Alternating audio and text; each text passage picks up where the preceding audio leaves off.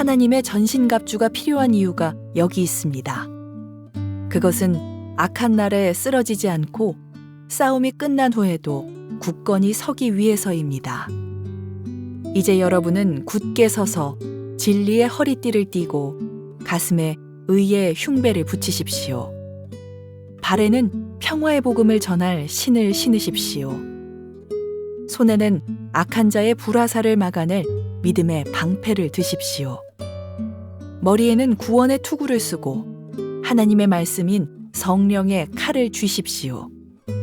성령 안에서 늘 기도하고 필요한 모든 것을 위해 간구하십시오.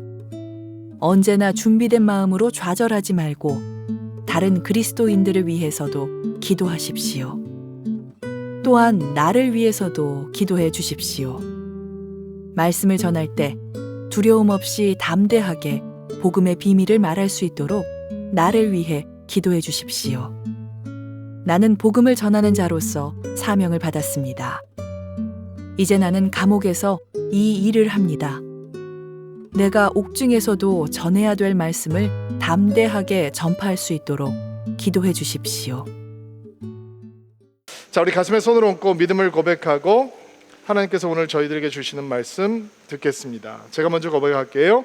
하나님은 나를 사랑하십니다. 나는 그 사랑 안에 있습니다. 하나님은 오늘 나에게 말씀하실 것입니다. 그 말씀에 능력이 있습니다. 그 말씀에 생명이 있습니다. 나의 마음을 하나님께 열겠습니다. 나의 생각을 예수님께 집중하겠습니다. 들은 만큼 변합니다. 들은 만큼 행복해집니다. 하나님의 전신갑주 마지막 시간이 되었습니다. 사실은 저희가 지난 6개월이 넘도록 진행했던 에베소서 강의 말씀도 오늘 이제 마지막이 되었는데요. 그동안 우리가 교회라고 하는 믿음의 공동체 안에서 하나님께서 우리에게 주시는 거룩한 사귐, 아름다운 나눔이라고 하는 것들을 그거에 대한 많은 풍성한 말씀들을 나누었습니다. 그리고 특별히 지난 7주 동안은 그 거룩한 사귐과 아름다운 나눔을 파괴하려고 하는 사단의 거센 공격과 유혹을 맞서서 싸우는 영적 전쟁, 그리고 거기에 잘 맞설 수 있도록 하나님께서 우리에게 베풀어 주시는 전신갑주에 대한 이야기들을 나누었습니다. 성도의 삶이라고 하는 것은 하나님의 풍요로운 은혜를 누리는 삶이기도 하지만 사단의 거센 공격과 유혹에 맞서서 싸워야 하는 영적인 전쟁이다라고 하는 것을 우리는 다시 확인하였습니다. 에베소서 6장 11절부터 13절 말씀을 한번 읽어보려고 하는데요, 한 목소리를 읽어보겠습니다. 시작. 사단의 악한 속임수에 넘어가지 않도록 하나님의 무기로 완전 무장하시기 바랍니다. 우리의 싸움은 이 땅의 사람들에 대항하여 싸우는 것이 아니라 이 세상의 어두운 세력들과 공중 권세 잡은 악한 영들에 대항하여 싸우는 것입니다. 하나님의 전신갑주가 필요한 이유가 여기 있습니다. 그것은 악한 날에 쓰러지지 않고 싸움이 끝난 후에도 굳건히 서기 위하여. 성도가 맞서야 되는 영적인 전쟁은 눈에 보이는 전쟁이 아닙니다.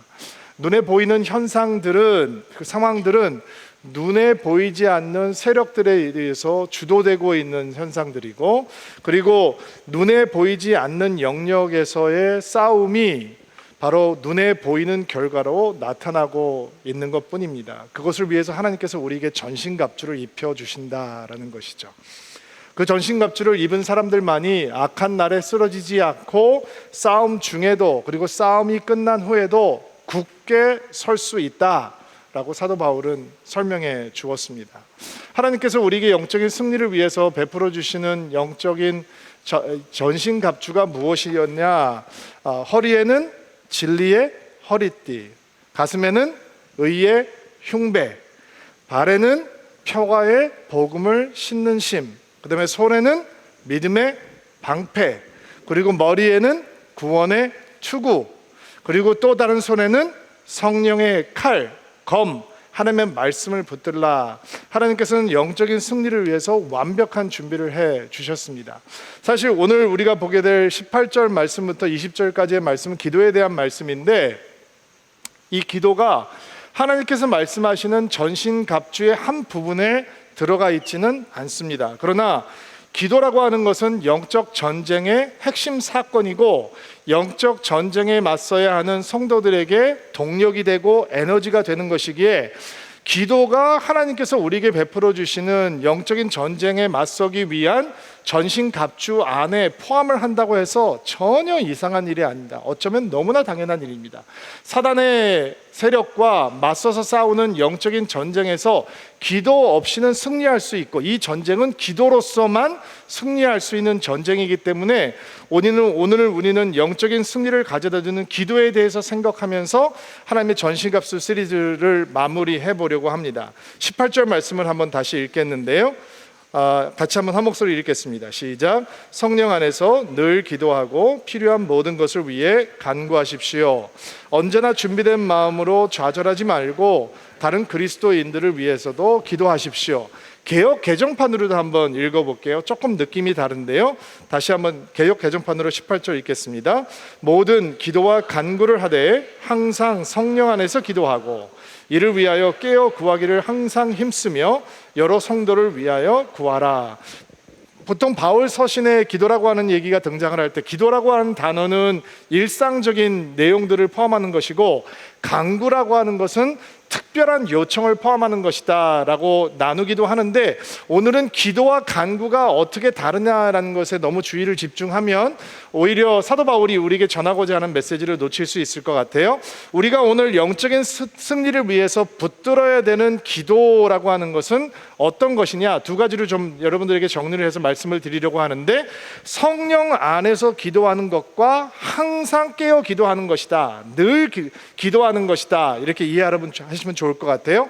영적인 승리를 위한 기도가 어떤 것이냐, 성령 안에서 기도하는 것이고 항상, 개역 한글판에는 무시로 기도한다라고 얘기를 하고 있는데 늘 기도하는 것이다. 이 당부를 잘 이해하고 붙들면 사단의 공격을 막아내고 사단의 견고한지를 파하고 영적인 승리를 얻어낼 수 있는 것이죠. 자, 그러면 성령 안에서 기도한다라고 하는 의미가 무엇일까 생각을 좀 해보도록 하겠습니다. 어떤 사람들은 성령 안에서 하는 기도라고 하면 방언으로 하는 기도다라고 해석을 하기도 합니다. 물론 방언으로 하는 기도가 성령의 인도하심을 받는 기도이기는 확실하지만 꼭 성령 안에서 기도한다라고 하는 것이 방언으로 기도하는 것이다 라고 단정하고 피리어드를 찍는 데는 약간의 문제가 생깁니다. 왜냐하면 우리가 에베소서를 보면서 4장의 은사에 대해서 말씀을 나눌 때 저희가 은사에 대해서 2주에 걸쳐서 얘기를 나눴거든요. 하나님께서 우리 성도들에게 왜 은사를 베풀어 주시느냐, 하나님의 백성을 잘 섬길 수 있도록 하기 위해서, 또 그리스도의 몸된 교회를 강건하게 하기 위해서, 또 예수님을 닮은 온전하고 성숙한 그리스도인이 되기 위해서 우리에게 영적인 은사를 주신다라고 성경은 분명히 말씀하고 있거든요. 그러니까 방언이라고 하는 건 그런 은사 가운데 하나인 거죠. 그런데 성령 안에서 기도하는 것을 방언으로 기도하는 것이다 라고 그냥 못 박는 순간, 우리는 성령 안에서 기도하기 위해서 남을 유익하고 남을 섬기고 그리고 그렇게 함으로써 그리스도를 닮은 온전한 성숙한 그리스도인이 되기 위해서 하나님께서 주신 은사를 나의 유익만을 위해서 구하게 된단 말이에요. 그러니까 은사론이 흔들리게 되는 거예요. 또 성령 안에서 기도한다라고 하는 것을 방언으로 기도하는 것이다 라고 단정하는 순간, 방언하지 못하는 사람들은 성령 안에서 기도할 수 없게 되어버리는 것이죠. 그리고 그렇지 못한 사람들, 방언의 은사를 받지 못한 사람들을 이렇게 얕보고 업신여기게 되는 우도 범할 수 있는 것입니다. 방언은 분명 하나님께서 주시는 아름다운 은사임에 불과하지만 분명하지만 성령 안에서 기도한다라는 것이 꼭 방언으로만 기도해야 된다라고 하는 의미는 아니다라고 하는 것을 우선 분명히 하려고 합니다. 그렇다면 성령 안에서 기도한다라고 하는 것이 어떤 의미일까? 우리는 이렇게 이해하고 적용해 보기를 원합니다. 성령 안에서 한다라고 하는 의미는 기도 가운데 그 주도권을 성령께 내어드리는 기도이다 이렇게 이해하고 적용하시면 좋을 것 같아요. 성령 안에서 기도한다라고 하는 의미는 성령께 기도의 주도권을 내어드리는 기도입니다. 다시 말해서 우리가 가지고 있는 기도 제목들, 우리가 생각하기에 매우 간절하고 긴급하고 중요하다고 생각하는 그 기도 제목들이 있는데, 막상 기도를 시작하고 기도 안으로 들어가다 보면 그 기도 제목을 가지고 기도하는 것을 하나님께서 다른 기도 제목으로 바꾸실 때가 있거든요. 그러니까 하나님께서 우리의 기도 제목을 빼앗아서, 이 표현을 여러분 마음 가운데 좀 심어 놓으시기를 바랍니다. 하나님께서 우리의 기도 제목을 낚고 채셔서 그분의 기도 제목으로 바꾸실 때 그것이 성령 안에서 하는 기도가 된다라는 것입니다. 우리가 주도하는 기도가 아닌 성령께서 하시는 기도의 내용으로 들어가는 때 우리는 그 성령 안에서 기도한다라고 고백할 수 있는 것입니다. 자, 기도 제목을 빼앗긴다라는 표현을 쓰니까 여러분 마음이 조금 불안하지 않습니까? 성령께서 내 삶의 상황을 나만큼 잘 모르실 텐데 성령께서 내 기도 제목을 빼앗아 버리시면, 낚아채시면 우리를 위해서 성령께서 그렇게 자세하게 촘촘히 꼼꼼하게 하나님께 알려드릴 수 있을까, 이렇게 생각하시는 분들이 있을 수 있을 것 같은데 여러분 안심하셔도 됩니다. 성령께서는 우리가 우리를 위해서 기도하는 것보다 훨씬 더 뜨거운 마음으로 우리를 위해서 중보하시는 분이십니다. 로마서 8장 26절 27절 말씀 읽어볼게요. 이처럼 성령께서는 우리의 약함을 도와주십니다. 우리는 무엇을 기도해야 하는지도 모르지만 성령께서는 말로 다 표현할 수 없는 간절함으로 우리를 위해 중보기도를 하십니다. 사람의 마음을 꿰뚫어 보시는 하나님께서는 성령의 생각이 무엇인지를 아십니다. 그것은 성령께서 하나님의 뜻에 따라 성도를 위해 중보하시기 때문입니다. 개역 성경에서는 말할 수 없는 탄식으로 성령께서 우리 안에서 우리를 위해서 친히 간구하신다라고 표현을 했습니다. 성령께서 우리 안에서 그렇게 뜨거운 마음으로 말할 수 없는 탄식으로 중보기도 하고 계신다라는 큰 위로죠. 그러므로 우리는 우리가 하는 기도보다 그분께서 우리 안에서 하시는 기도를 더 신뢰하고 그 기도를 더 사랑할 수 있습니다.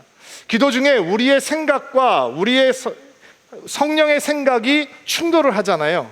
그리고 하나님께서는 그 충돌 가운데 우리의 기도를 잠재우시고 성령의 기도를 일으키시며 우리로 하여금 그 성령의 기도 속으로 들어갈 수 있도록 인도해 주시는 것입니다.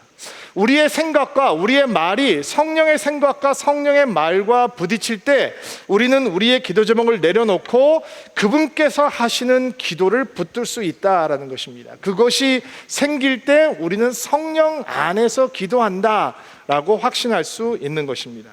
성령 안에서 하는 기도는 성령께서 우리의 기도를 인도하시는 것이고 우리의 기도를 주도하시는 것이고 우리를 대신해서 기도하시는 것이고 그 기도의 내용을 성령의 주권적인 역사로 하나님께서 원하시는 내용으로 바꾸시는 것이 성령 안에서 기도할 때 일어나는 사건들입니다. 성령께서 우리의 기도를 왜 낚고 채실까요? 왜냐하면 성령께서 우리의 기도를 낚아채지 않으시면 우리는 기도하면서도 비극을 체험할 수 있기 때문입니다. 성령께서 인도하시는 기도를 하지 못한다면 우리는 기도를 한다라고 하면서도 그 기도에 비극이 생길 수 있기 때문입니다. 그러면 기도에 어떤 비극이 생길 수 있느냐? 우리 마음대로 구하고 우리 소견대로 구하고 이 땅의 일들만 위해서 기도하는 것이 기도의 비극입니다. 또 기도의 비극은 기도 속에서조차 기도를 들으시는 분이 아닌 기도하는 우리가 주인의 자리에 앉는 것이 기도의 비극입니다. 기도의 비극은 기도에서조차 하나님을 보지 못하고 삶의 무게에 눌려버리는 것입니다. 기도의 비극은 기도 속에서도 하나님의 뜻이 중요하지 않고 우리의 소원에 집착하게 되는 것이 기도의 비극입니다. 기도의 비극은 기도를 하면서도 불안하고 걱정하고 염려하고 영적인 빈곤함을 벗어버리지 못하는 것입니다. 기도의 비극은 기도하면서도 하나님이 원하시는 바에는 전혀 관심을 두지 않는 것입니다. 그래서 성령께서는 말할 수 없는 탄식으로 여러분과 저를 위해서 기도하시는 것입니다. 그분께서 우리를 위해서 기도하시기 때문에 우리는 그분의 기도를 신뢰할 수 있는 것이고, 기도 중에 성령님의 인도함을 받고 그 인도함에 순종하고 육신의 생각으로는 도저히 들어갈 수 없는 기도의 신비한 영역까지 들어가게 되는 것이고, 우리가 의지와 노력으로는 다다를 수 없는 기도의 깊음 속에 성령을 따라 들어가는 것이고, 그리고 우리는 우리의 육신의 생각으로는 도저히 허용할 수 없는 성령의 찌르심, 성령의 프롬프팅, 성령의 이끄심 민감하게 되는 것이고, 우리가 원하는 기도가 아닌 성령께서 원하시는 기도를 할 수 있게 되는 것입니다. 여러분, 사도 바울이 성령 안에서 기도하라라고 할 때, 그러면 그는 그런 기도를 경험해 보았을까요? 성령께서 그의 기도를 낚아 채시고 그가 했던 기도를 성령의 기도로 바꾸어 버리시는 이런 역사를 사도 바울이 경험한 적이 있을까요? 사도행전을 보면 사도 바울이 선교 사역을 하면서 아시아 지역에서 복음을 전하기 위해서 열심히 기도를 하거든요. 그런데 하나님께서 길을 다 막으셔요.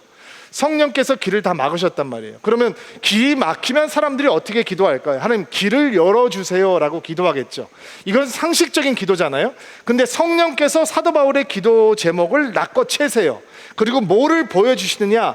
한 번도 꿈꾸지 못했던, 상상하지 못했던 마게도니아 사람을 보게 해주세요.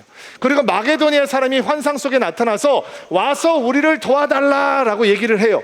지금까지는 아시아를 위해서 집중하고 있었고, 아시아의 복음을 전하기 위해서 열심히 기도하고 있었던 사도 바울과 그 팀이 이제는 성령께 그 기도 제목을 낚고챔을 당해서 성령께서 그 기도 제목을 바꾸시니까 그가 어디를 위해서 기도하기 시작하느냐? 마게도니아를 위해서 기도하기 시작하는 거예요. 마게도니아의 복음을 증거하고, 그래서 유럽의 첫 번째 교회가 생기게 되는 거죠. 여러분, 상상을 해보세요. 제가 선교지에 나가서 복음을 전하다가 붙잡히게 됐어요. 그래서 감옥에 가게 됐어요. 여러분이 그 소식을 듣는 거예요. 그러면 제가 복음을 전하다가 잡혀서 감옥에 들어갔다. 그러면 여러분은 어떻게 기도하시겠어요?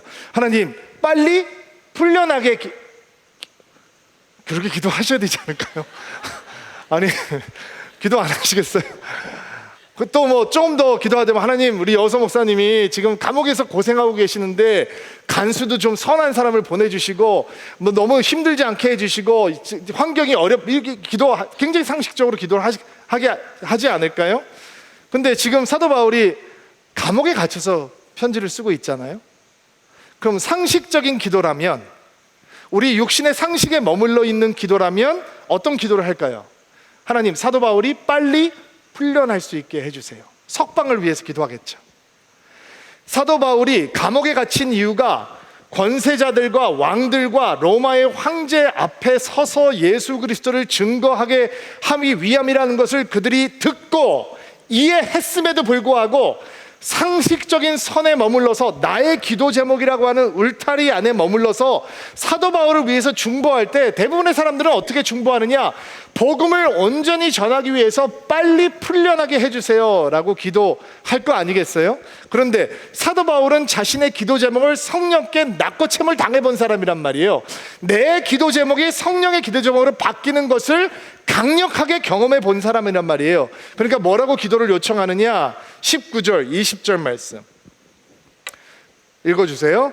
또한 나를 위해서도 기도해 주십시오. 말씀을 전할 때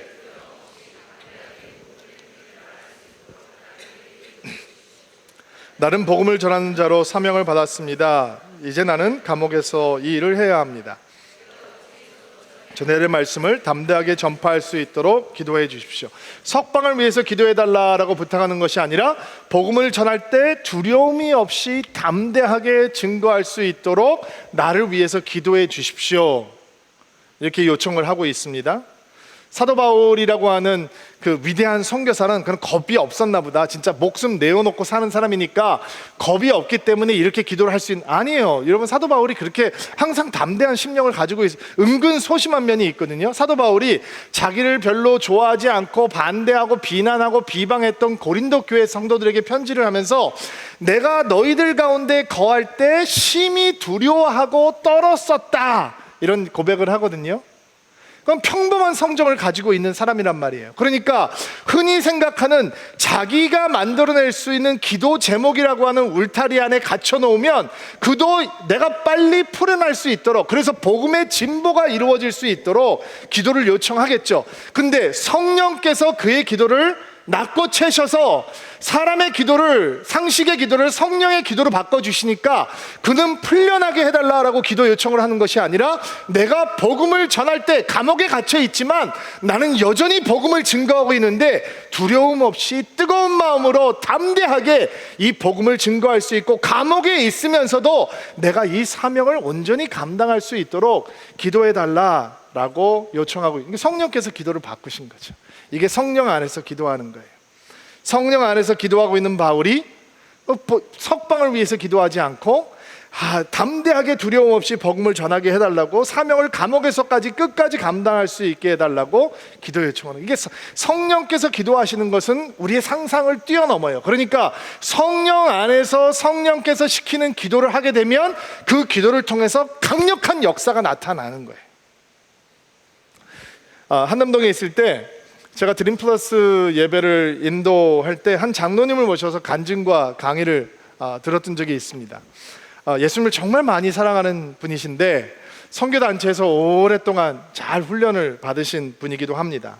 근데 이분께서 신앙생활을 하시다가 성령께서 자기를 완전히 바꾸어 버리는 그런 시기를 만나게 됩니다. 그전에는 예수님을 사랑하고 교회를 열심히 다닌다고 하면서 이제 사업을 하는 사람들이 흔히 드나드는 술집, 또 그런 술집을 드나들면 접하게 되는 음란한 문화, 이런 음란한 행동들을 벗어날 수가 없었다고 합니다.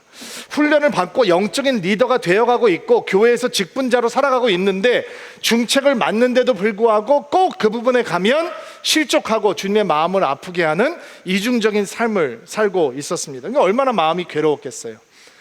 인본주의와 타협에 익숙한 신앙 속에 젖다 보면 사람들이 어떻게 마음속으로 생각을 하냐면, 그게 뻔히 주님의 마음을 슬프게 하는 죄악이라는 것을 알면서도 나만 그런가? 다 그런 거지 뭐, 이런 식으로 대수롭지 않게 넘어가게 되죠. 그래서 절대로 그런 인본주의와 타협주의적인 신앙 속에 젖어들면 영적인 승리를 할 수 있는 강력한 기도를 하지 못합니다. 근데 성령께서 그분의 기도를 낮고 채시는 거죠. 육신적인 테두리 안에 머물러 있는 기도는 눈물로 기도하고 다시는 안 하겠다고 이전에도 기도했듯이 또다시 반복하고 아주 공허한 메아리 같은 기도를 하나님 앞에 드리는 거죠. 그리고 열매는 없는 거예요. 여전히 그의 삶 속에는 견고한 진이 존재하고, 그리고 그 자리에 가면 늘상 실족하는 일을 만나게 되는 거죠. 근데 성령께서 그분의 기도를 낚아채시고 그분의 기도를 성령의 기도로 바꾸시는 역사를 경험하기 시작합니다. 그리고 성령의 기도는 강력하다고 그랬죠. 그분께서 스스로 할 수 없는 기도를 하기 시작합니다.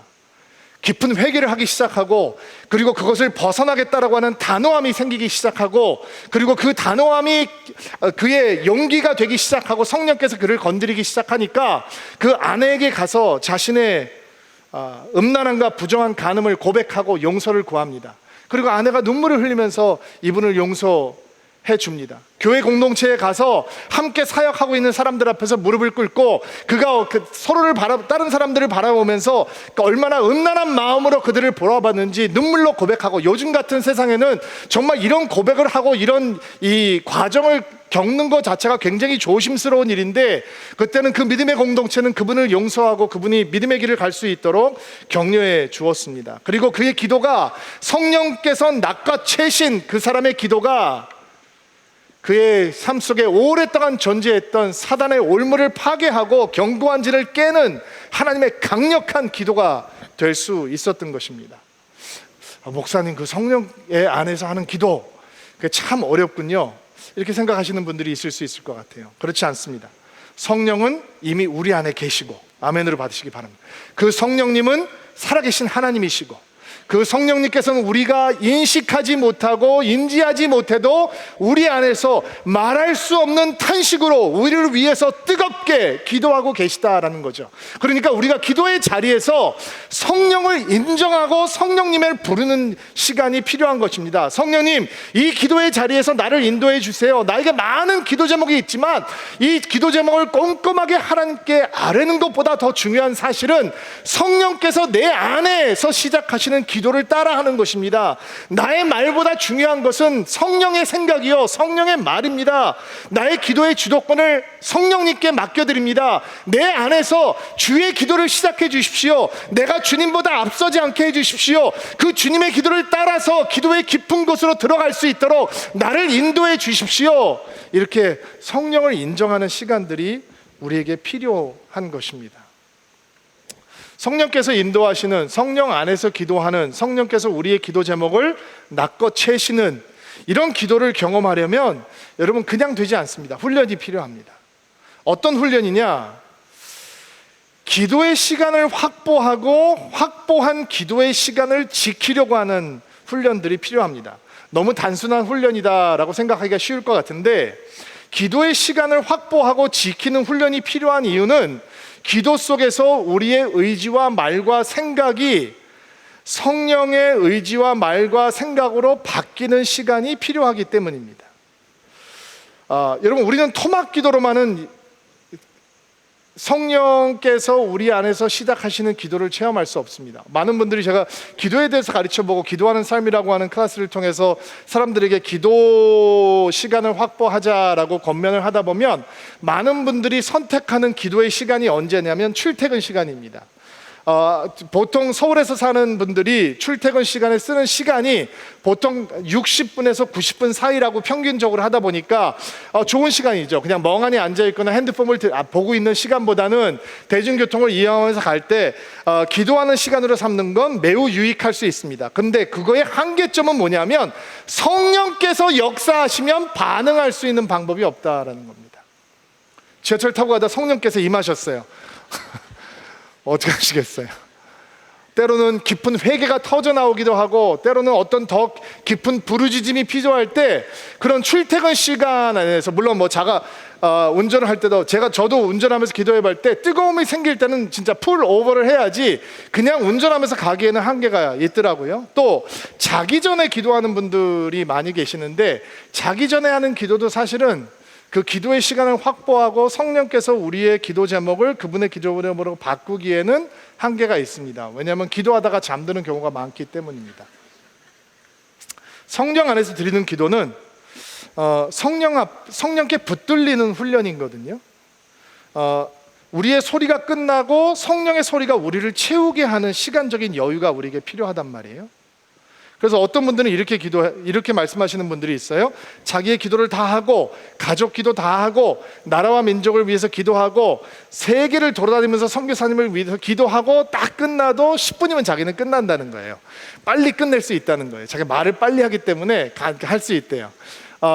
좋습니다. 그러나 그런 모든 기도가 끝난 다음에 여러분 안에서 성령께서 시키는 기도를 기다리는 시간이 확보되지 않으면, 그런 훈련이 없으면 우리는 성령께 우리의 기도 제목을 빼앗기는, 우리의 생각을 빼앗기는, 붙잡히는 훈련을 할 수 없습니다. 그래서 기도를 배우기 원하시는 분들, 성령께서 우리에게 시키시는 기도를 하기 원하시는 분들은 사실은 30분 블락으로 기도를 늘려가시는 것이 매우 유익합니다.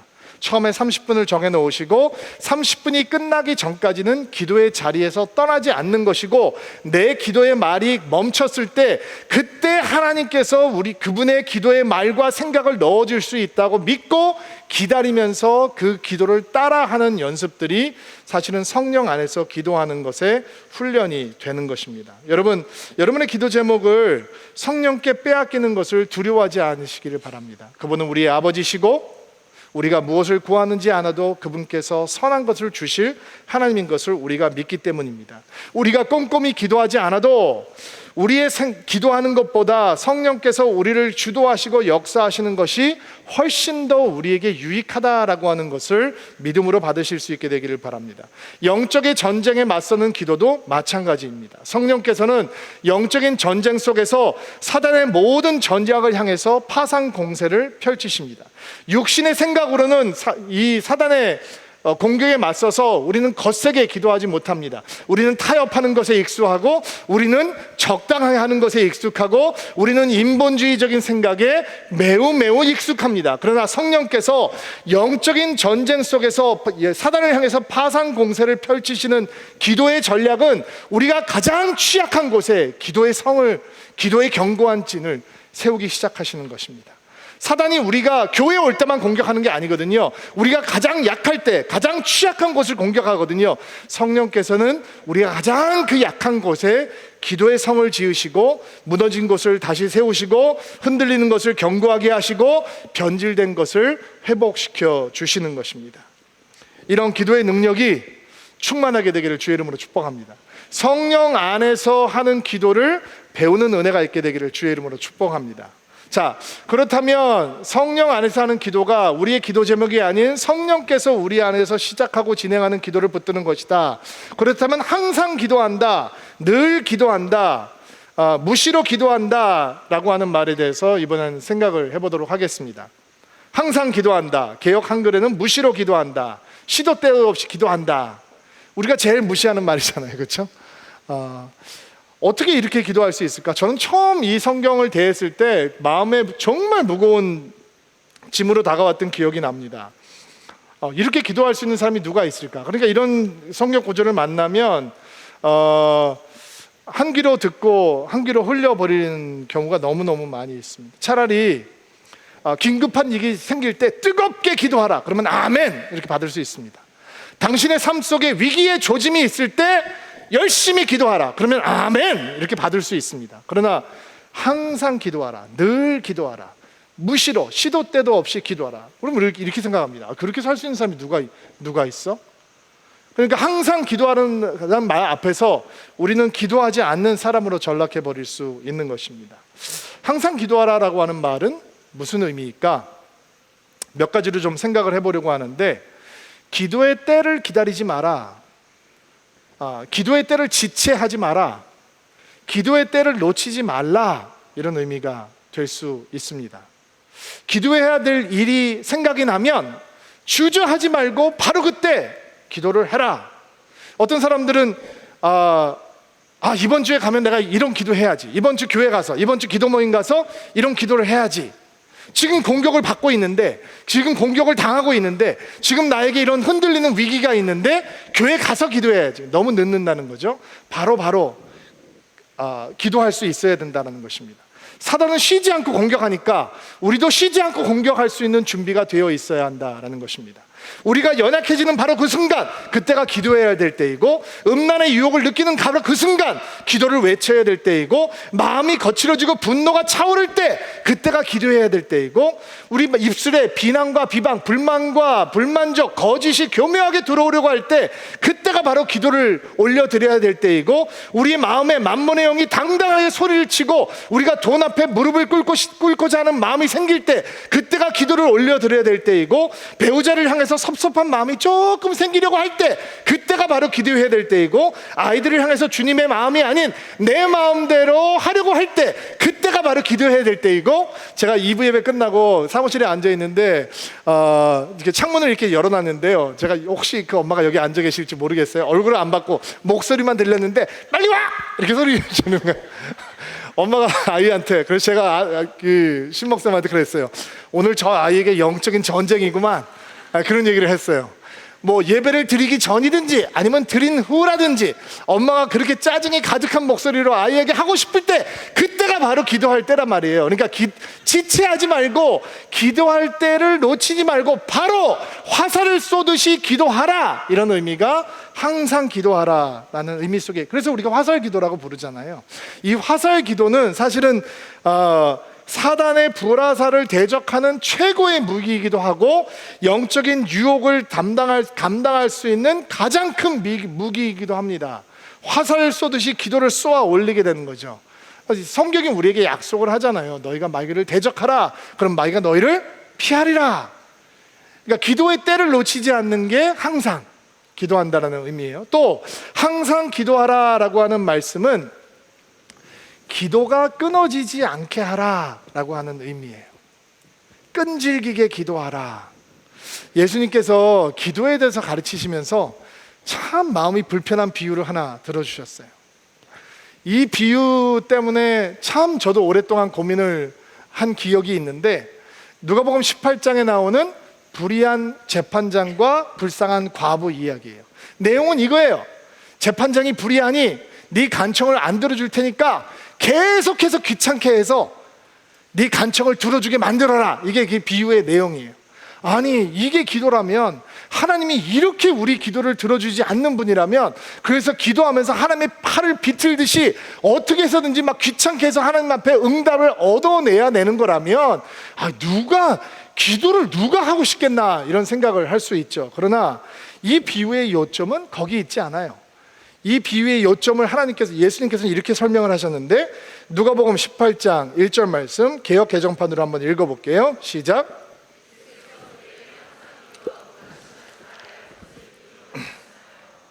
항상 기도하고 낙심하지 말아야 될 것을 비유로 말씀하여. 예수님께서 이 비유를 들어주신 이유는 기도한다는 것과 낙심이라고 하는 기도의 장애물을 넘는 것이 굉장히 긴밀하게 관계가 있기 때문에 이 비유를 통해서 설명을 해 주신 거예요. 기도하는 사람들은 언제는 낙심이라고 하는, 실망이라고 하는 불청객을 만나게 돼요. 언제 낙심을 경험하게 되느냐? 기도할 때 응답이 더디 올 때죠. 응답이 더디 오면, 원하는 것이 원하는 대로 이루어지지 않을 때 낙심을 만나게 돼요. 우리가 간절히 기도했는데, 열심히 기도했는데 그것이 이루어지지 않을 때 우리는 그런 낙심을 경험해 보았습니다.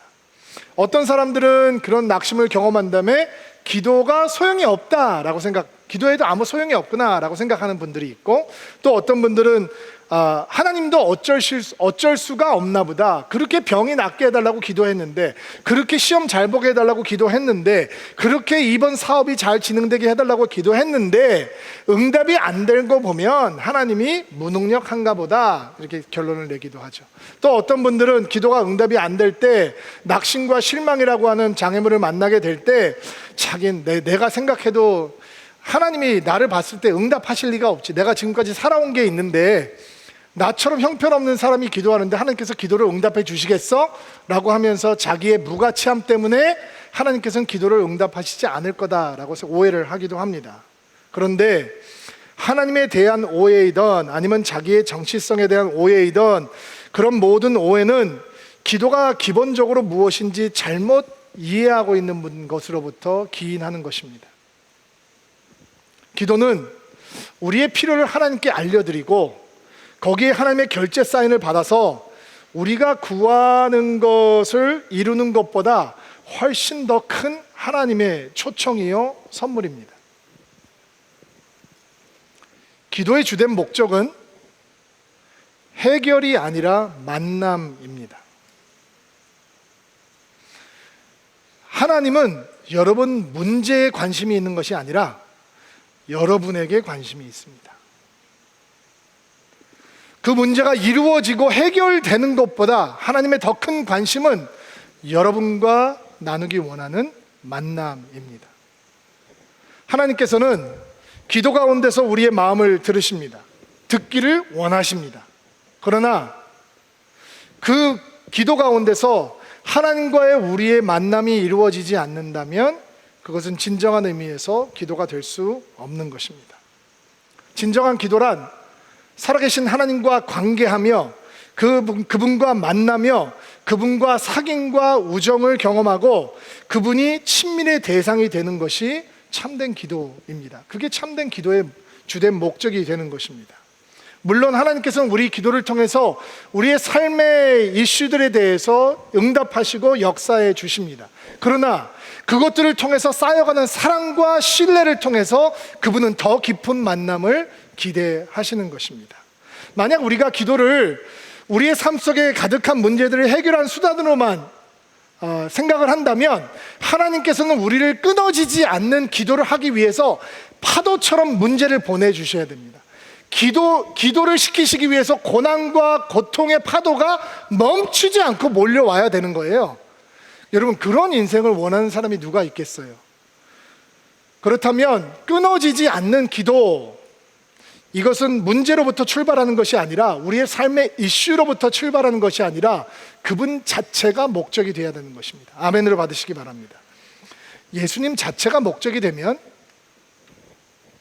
그분을 알고 사랑하고 그분과의 깊은 만남 자체가 주된 목적이 되면, 우리의 삶의 상황이 힘들든지 평안하든지 상관없이 우리는 기도의 자리를 떠나지 아니하고 끊어지지 않는 기도, 오래 참는 기도, 끈질긴 기도를 할 수 있는 것입니다. 그러므로 항상 기도하라, 무시로 기도하라 라고 하는 성경의 도전은 주님과 더 깊은 사랑에 빠지라 라고 하는 초청의 말씀인 것입니다. 사랑에 빠지라 라고 하는 초청이기 때문에 사랑이 깊어질 때까지 우리는 멈추지 않고 끈질기게 기도해야 되는 것이고, 오래 참음으로 기도해야 되는 것이고, 사랑이 금방 깊어지고 성숙해지지 않기 때문에 우리는 기도의 자리를 떠나지 않는 끈질김이 필요한 것입니다. 그것이 끊어지지 않는 기도를 드리라라고 하는, 항상 기도하라라고 하는 성경의 초청입니다. 이런 기도의 줄이 여러분의 기도 생활 가운데 굳건하게 세워지는 은혜가 있게 되기를 바랍니다. 자, 성령 안에서 기도한다라고 하는 것에 대해서 생각을 해보았습니다. 끊어지지 않는 기도를 한다, 항상 기도하는 것에 대해서 생각을 해보았습니다. 거룩한 사귐, 아름다운 나눔이라고 하는 큰 주제 아래서 에베소서를 묵상하면서 6개월이 넘는 시간을 보냈습니다. 여러분, 주님의 이름으로 축복합니다. 서울 드림교회가, 드림인들이 더 복음적인 교회가 되기를 주의 이름으로 축복합니다. 저희 목회자들이 거룩한 사귐과 아름다운 나눔을 흘려보내는 복음적인 목회자가 되기를 원하고, 여러분은 그런 복음적인 성도들이 되기를 주님의 이름으로 축복합니다. 같이 기도합시다. 여러분을 위해서 축복하기, 기도하기를 원합니다. 두 번 여러분을 위해서 기도할 텐데요, 성령께서 인도하시는 대로 반응하시면 되겠습니다. 목사님,